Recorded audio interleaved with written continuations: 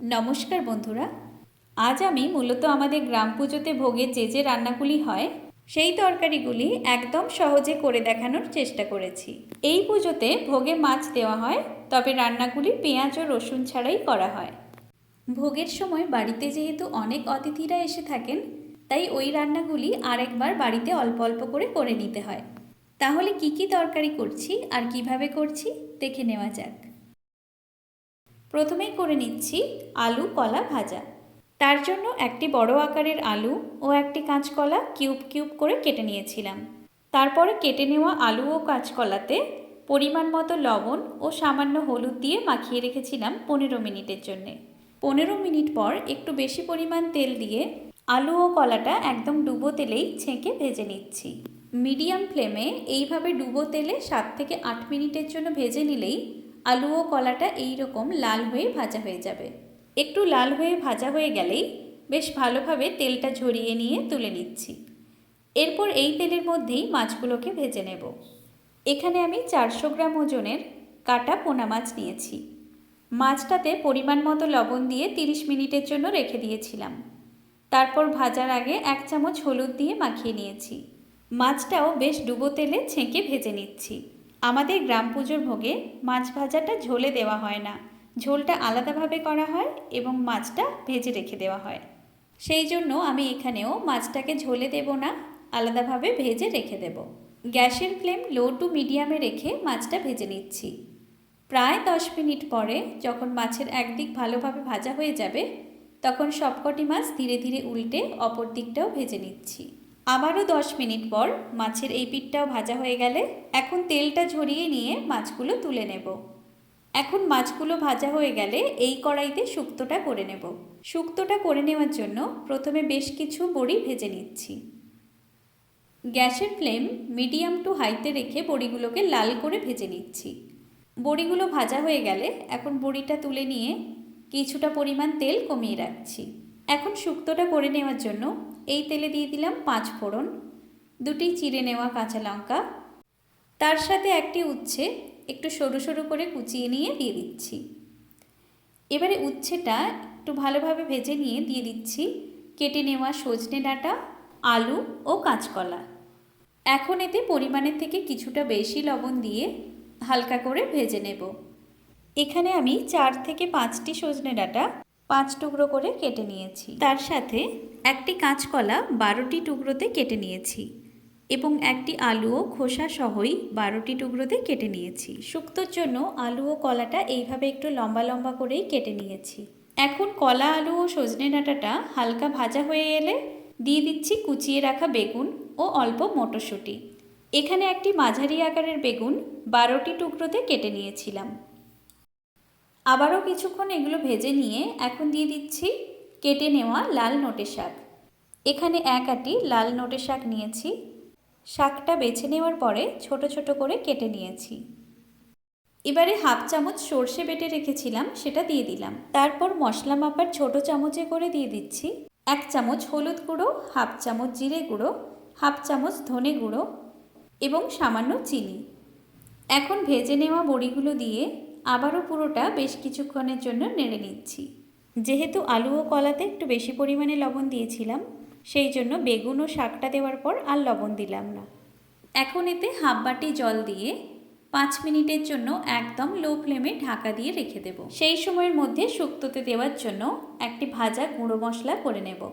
Medium to high ফ্লেমে শুকনো কড়াইতেই 1 চা চামচ 5 ফোড়ন নিয়ে ভেজে নিচ্ছি। 5 ফোড়ন থেকে একটু ভাজা গন্ধ বেরোলেই সঙ্গে সঙ্গে গ্যাসের ফ্লেম অফ করে দেব। এখন 5 মিনিট পর ঢাকনাটা খুলে নিয়ে শুক্তোটা বেশ ভালোভাবে মিশিয়ে নিচ্ছি।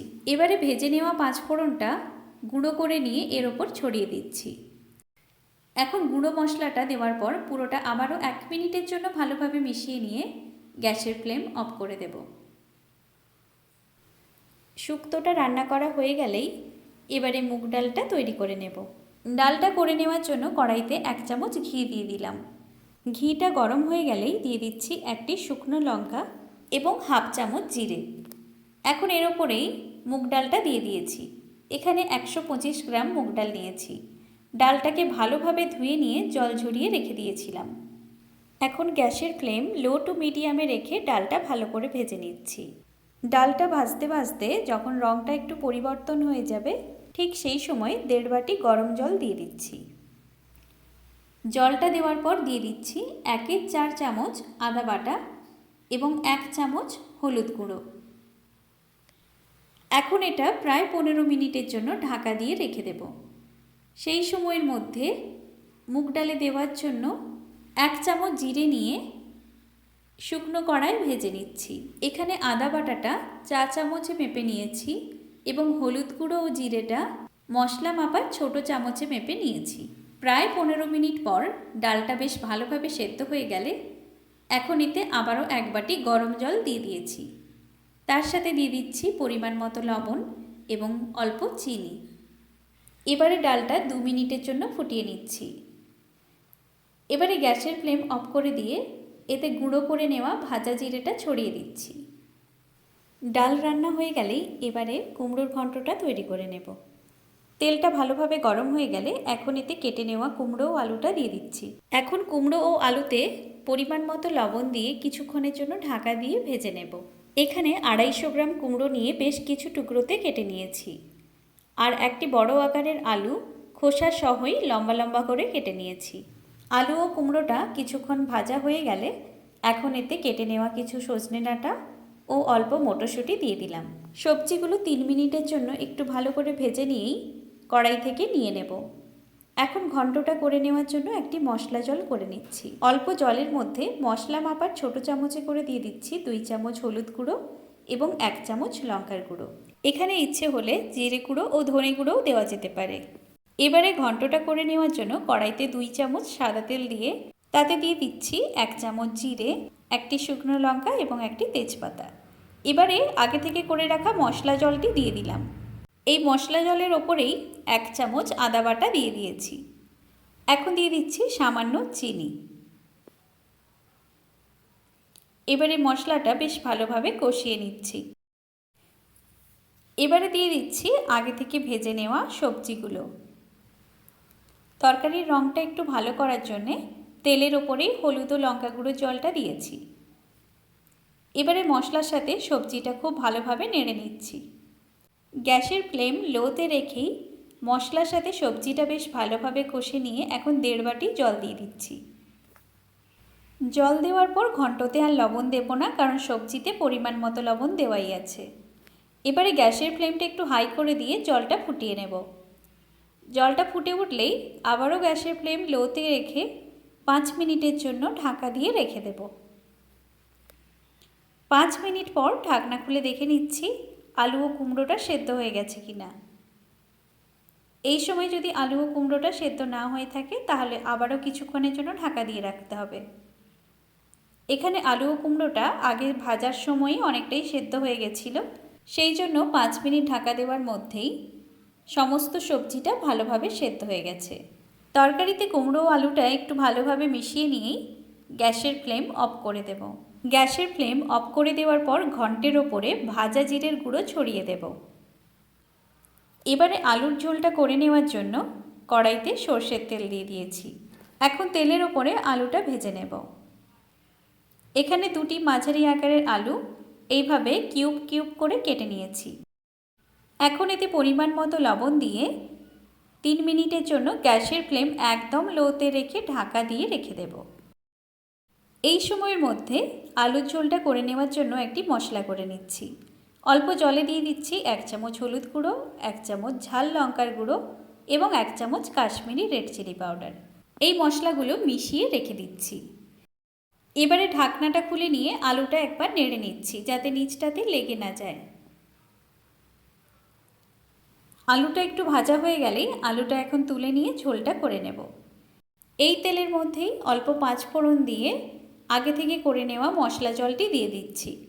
তেলের ওপরে হলুদ ও লঙ্কার গুঁড়ো জলটা দিলে তরকারির রঙটা বেশ ভালো হয়। এর ওপরেই সামান্য চিনি দিয়ে দিচ্ছি। এবারে মশলাটা একদম লো ফ্লেমে কিছুক্ষণের জন্য কষিয়ে নিচ্ছি। এখন এতে 1/2 চা চামচ আদা বাটা এবং একটি মাঝারি আকারের টমেটো বাটা দিয়ে দিচ্ছি। এখন মশলাটা আবারও কিছুক্ষণ কষিয়ে নিয়ে এখন এতে ঝোলের পরিমাণে লবণ দিয়ে দিচ্ছি। যেহেতু আলুতে পরিমাণ মতো লবণ দেওয়াই আছে, তাই লবণটা একটু দেখে শুনেই দিতে হবে। এবারে মশলাটা বেশ ভালোভাবে কষানো হয়ে গেলে আগে থেকে ভেজে নেওয়া আলুটা দিয়ে দিচ্ছি। আলুটা দেওয়ার পরে মশলার সাথে আবারও বেশ কিছুক্ষণের জন্য কষিয়ে নিচ্ছি। আলু ও মশলাটা লো ফ্লেমে রেখেই বেশ ভালোভাবে কষানো হয়ে গেলে যখন মশলা থেকে একটু তেলটা ছেড়ে ছেড়ে আসবে, সেই সময় 1.5 বাটি জল দিয়ে দিয়েছি। জলটা ফুটে উঠলে একদম লো ফ্লেমে 10 মিনিটের জন্য ঢাকা দিয়ে রেখে দেব। 10 মিনিট পর ঢাকনা খুলে নিয়ে দেখে নিচ্ছি আলুটা সেদ্ধ হয়ে গেছে কিনা। যেহেতু আলুটা একদম সেদ্ধ হয়ে গেছে, সেই জন্য তরকারিটা একবার নেড়ে নিয়েই গ্যাসের ফ্লেম অফ করে দিচ্ছি। যেহেতু ভোগে মাছ ভাজা ও আলুর ঝোল আলাদা করেই দেওয়া হয়, সেই জন্য আলুর ঝোলের মধ্যে আর মাছগুলো দিলাম না। এবারে চাটনি ও পায়েসটা করে নেওয়ার জন্য কিছু কিশমিশ ও কাজু বাদাম ভেজে নিচ্ছি। কড়াইতে 1 চামচ ঘি দিয়ে দিয়েছি। ঘিটা গরম হয়ে গেলেই তার মধ্যে কিশমিশ ও কাজু বাদামগুলো ভেজে নিচ্ছি। কিশমিশ ও কাজু বাদামটা ভাজার সময় গ্যাসের ফ্লেম একদম লোতেই রাখতে হবে, না হলে কিশমিশ ও কাজু বাদামটা পুড়ে যেতে পারে। এখন ভাজা হয়ে গেলে এগুলো তুলে নিয়ে চাটনিটা করে নেওয়ার জন্য 1 চামচ সাদা তেল দিয়ে দিয়েছি। তেলটা গরম হয়ে গেলে এতে এখন দিয়ে দিচ্ছি একটা শুকনো লঙ্কা এবং 1/2 চামচ 5 ফোড়ন। এখন এর মধ্যেই কুচিয়ে রাখা টমেটোগুলো দিয়ে দিয়েছি। টমেটোতে সামান্য লবণ এবং 1/2 চামচ হলুদ গুঁড়ো দিয়ে দিয়েছি। এখন টমেটোটা বেশ ভালোভাবে নেড়ে নিয়ে 3 থেকে 4 মিনিটের জন্য একদম লো ফ্লেমে ঢাকা দিয়ে রেখে দেব। এখানে 3টি টমেটো নিয়েছি। টমেটোগুলোকে একদম পাতলা পাতলা করে কেটে নিয়েছিলাম। প্রায় 4 মিনিট পর ঢাকনাটা খুলে নিয়ে এখন টমেটোটা একটু নেড়ে নিচ্ছি।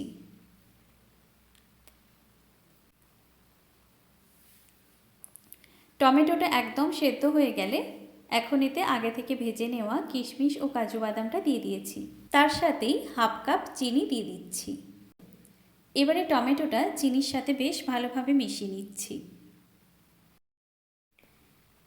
চিনিটা টমেটোর সাথে বেশ ভালোভাবে মিশিয়ে নেওয়ার পরে যখন চাটনিটা বেশ গাঢ় হয়ে যাবে, সেই সময় গ্যাসের ফ্লেম অফ করে দিচ্ছি। এবারে পায়েসটা করে নেওয়ার জন্য আবারও কড়াইতে 1 চামচ ঘি দিয়ে দিয়েছি। এবারে এতে আগে থেকে ধুয়ে নেওয়া চালটা দিয়ে দিলাম। এখন চালটা ঘিতে বেশ ভালোভাবে ভেজে নিচ্ছি। এখানে আমি 75 গ্রাম গোবিন্দভোগ চাল নিয়েছি। চালটা বেশ ভালোভাবে ধুয়ে নিয়ে একটি ছাঁকুনিতে জল ঝরানোর জন্য রেখে দিয়েছিলাম। এইভাবে ঘির মধ্যে চালটাকে ভেজে নিয়ে পায়েস করলে পায়েসের মধ্যে চালগুলো জড়িয়ে যাবে না। এবারে পায়েসটা করে নেওয়ার জন্য দুধটা বসিয়ে দিয়েছি।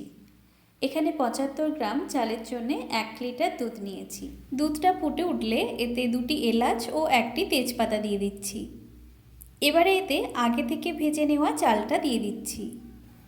এখন 20 থেকে 25 মিনিটের জন্য গ্যাসের ফ্লেম লোতে রেখে পায়েসটা তৈরি হতে দেব।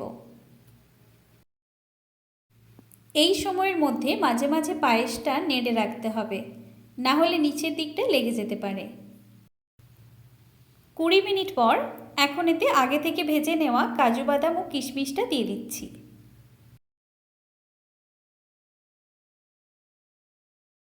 25 থেকে 30 মিনিট পরে এখন পায়েসের মধ্যে চালটা ঠিকঠাক সেদ্ধ হয়েছে কিনা একবার দেখে নিচ্ছি। যেহেতু চালটা একদম ভালোভাবে সেদ্ধ হয়ে গেছে, এই পর্যায়ে 75 গ্রাম চিনি দিয়ে দিচ্ছি। তার সাথে দিয়ে দিচ্ছি সামান্য লবণ। এখানে আমি যতটা পরিমাণে চাল নিয়েছিলাম ঠিক ততটাই পরিমাণে চিনি দিয়ে দিয়েছি। এবারে চিনিটা পায়েসের মধ্যে বেশ ভালোভাবে মিশিয়ে নিয়ে গ্যাসের ফ্লেম অফ করে দিচ্ছি। এখন সব তরকারিগুলো হয়ে গেলে দেখিয়ে দিচ্ছি কি কি রান্না হয়েছে। প্রথমেই করেছি আলু কলা ভাজা, তারপর শুক্তো, কুমড়োর ঘন্ট, মুগ ডাল, আলুর ঝোল, চাটনি, পায়েস এবং সবশেষে মাছ ভাজা। ভাত তৈরি করাটা আর দেখালাম না।